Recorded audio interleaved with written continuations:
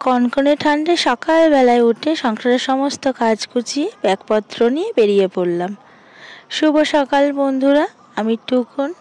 আমার এই ব্লগ চ্যানেলে তোমাদের সকলকে অনেক অনেক ভালোবাসা, অনেক অনেক স্বাগত। কেমন আছো তোমরা সবাই? আশা করছি যে যেখানেই আছো সবাই খুব ভালো আছো, সুস্থ আছো। আজ শনিবার, ঘড়িতে এখন সকাল 6টা বাজে। তো এখন থেকেই তোমাদের সকলকে সঙ্গে নিয়ে আজকের নতুন ব্লগটা শুরু করেছি। আশা করছি আজকের ব্লগটা তোমাদের খুব ভালো লাগবে। তো আজকে শনিবারের ভিডিও দিচ্ছি, কারণ এতদিন ভিডিও দিতে পারিনি। ভিডিও কিন্তু আমি রেডি করে রেখেছিলাম, বাট দিতে পারিনি কিছু কারণের জন্য। কি কারণের জন্য দিতে পারিনি সেগুলো সব তোমাদের সঙ্গে শেয়ার করছি। পুরো ভিডিওটা দেখতে থাকো, তাহলেই বুঝতে পারবে।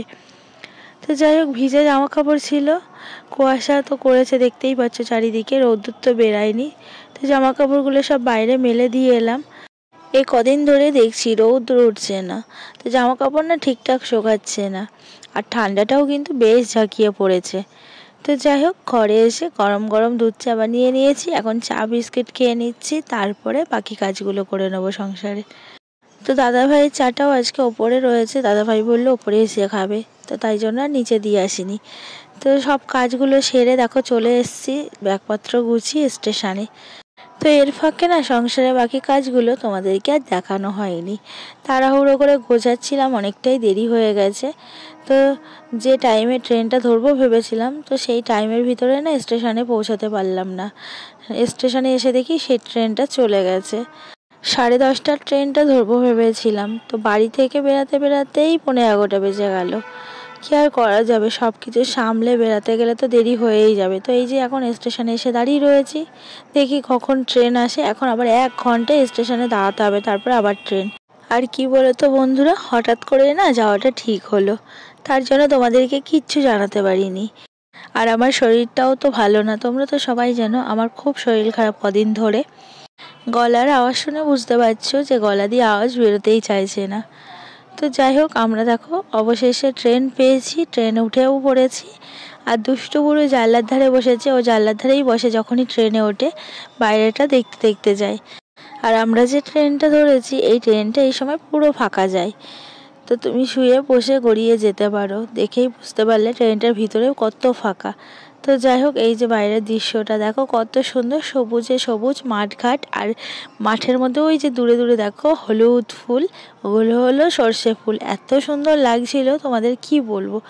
আমাদের ওদিকে যত যাব তত ভিউটা কিন্তু দারুণ লাগবে, কারণ কি বলতো চারিদিকটা সবুজে সবুজ। তো ট্রেন থেকে নেমে এই যে টোটো ধরে নিয়েছি, এখন টোটোয় করে যাচ্ছি। আর এই দেখো দুই পাশটা কত সুন্দর মাঠঘাট, জঙ্গল। এই দেখো আবার দিদির বাড়ি চলে এসেছি, আর দিদির এই একটা রুম, আর এই যে দুষ্টুন খেলা করছে, আর এই একটা রুম। চলো দেখাই ঘুরে আমার দিদি বাড়িটা। আর এই যে ডাইনিং স্পেস, এখন আমার মেয়ে খাচ্ছে, ওইদিকে টিভি চলছে। আর এই যে ওর কিচেন, এখনো কমপ্লিট বাকি আছে, করছে অল্প অল্প করে করে।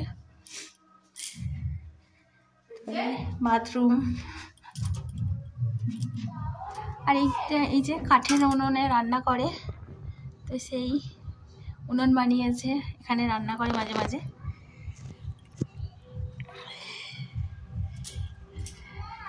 চলো আমার মেয়ে এখন ভাত নেবে, ওকে একটু ভাত দিই।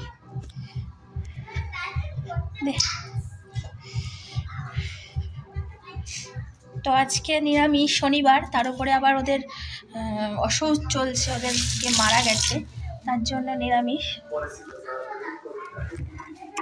তো ফাইনালি অনেক বছর পর দিদির বাড়ি চলে এলাম।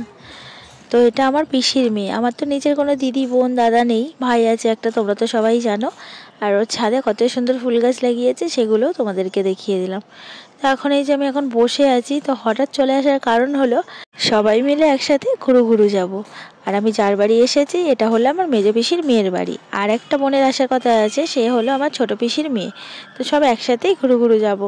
তো রাত্রে দেখো এখন রান্না বান্না হবে, এই জন্য কাটাকুটি করে নিচ্ছি। তো পেঁয়াজ লঙ্কা সব কেটে নিচ্ছি, ও তরকা ডাল ভিজিয়ে রেখেছে, মিক্স তরকা ডাল, সেটা রান্না করা হবে। তো আজকে আমরা বাসে উঠবো আর কালকে সকালে গিয়ে নামবো বাস থেকে। তো রাত্রে খাওয়া দাওয়া হবে, সেই জন্য এই যে রান্না বান্না করা হচ্ছে। আর এই দেখো আমার ছোট পিসির মেয়েও কিন্তু চলে এসেছে, আমরা 3 বোন এক জায়গায় হয়ে গেছি।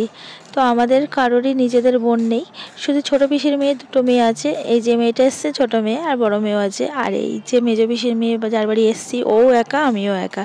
তো আমাদের দুজনে ভীষণ মিল, নিজের দিদির থেকে কিন্তু কিছু কম না। তো দুজনে কিন্তু আমরা সব কিছু শেয়ার করি, ও ওরটা শেয়ার করে আমার সঙ্গে, আমি আমারটা শেয়ার করি। তো যাই হোক, এখন আমার বড়মশাই এসছে, তো ওই যে বড়মশাইয়ের সাথে কথা বলছে। তো আমাদের দাদাভাই এখন এই কাজ সেরে বাইক নিয়ে চলে এলো দিদির বাড়ি, আর আমি তো সকালবেলায় চলে এসেছিলাম। তো যাই হোক, দিদিকে বলছে যে আমি আসছি, গিজারটা তো অন করে রাখতে হয়, তাহলে গরম জলে হাত পা ধুতে পারি, আর ঠান্ডা লাগছে। তো এইসব নিয়েই আর কি হচ্ছিল। আর এই দেখো সেই বাস, যে বাসে করে আমরা যাব। তো এটা দিদির বাড়ির থেকেই ছাড়ছে, নাইট টু নাইট, ছোট একটা ঘুরতে যাওয়ার মতো। তো আমরা যাচ্ছি অযোধ্যা পাহাড়, আর বাসে কিন্তু উঠে গেছি। তো এই দেখো সবাই কত আনন্দ করছে। আর আমার না বাসে উঠলে বমি হয়, তাই সেই জন্য চিন্তা করছিলাম, চুপচাপ বসেছিলাম আর সবাইকে দেখছিলাম কত আনন্দ করছে। গান নাচ হই হুল্লোড়, মানে সবাই কত মজা করছে। যাই হোক, তো সারা রাত জেগেছিলাম, ঘুমাইনি। আর এই দেখো ভোর হয়েছে অল্প অল্প, আর আমরাও কিন্তু প্রায় চলে এসেছি অযোধ্যার কাছে। আর দারুণ লাগছিল, এদিকটা তো পুরো জঙ্গল, শালবন বেশি, ভীষণ ভালো লাগছিল। দুষ্টু পুরো সারা রাত ঘুমিয়েছে, আর এই যে আমার দিদি সামনে বসেছে। দুষ্টু পুরো ঘুম ভাঙতেই আমার দিদির কাছে চলে গেছে। আর এই যে বোনটা এসছে, ওর একটা মেয়ে আছে, ওই যে ওই কর্নারটায় বোন বসেছে।